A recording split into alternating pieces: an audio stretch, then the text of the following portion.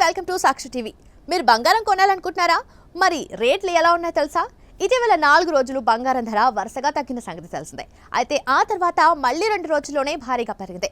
ఇప్పుడు మాత్రం మళ్ళీ గోల్డ్ రేట్ ఒక్క రోజులోనే దిగొచ్చింది.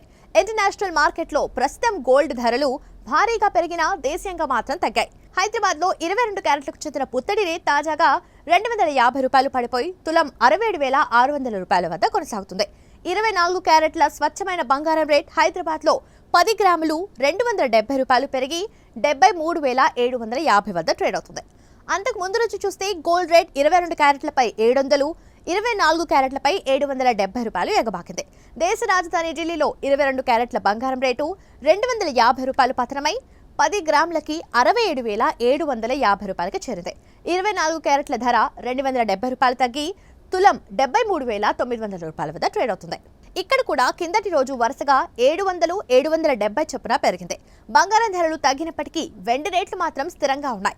ఢిల్లీలో వెండి రేట్ వరుసగా 3 రోజుల్లో ఏకంగా కేజీకి 2,600 రూపాయలు పెరగా ఇప్పుడు స్థిరంగా కేజీ ధర 89,100 రూపాయల వద్ద ఉంది. ఇక ఇదే సమయంలో హైదరాబాద్ లో చూసినట్లయితే సిల్వర్ రేట్ స్థిరంగా కిలోకి 92,500 రూపాయల వద్ద ఉంది.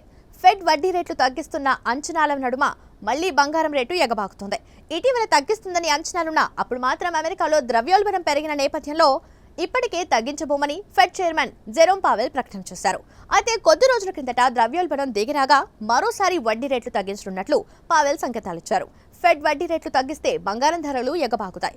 ఇప్పుడు అదే జరుగుతోంది.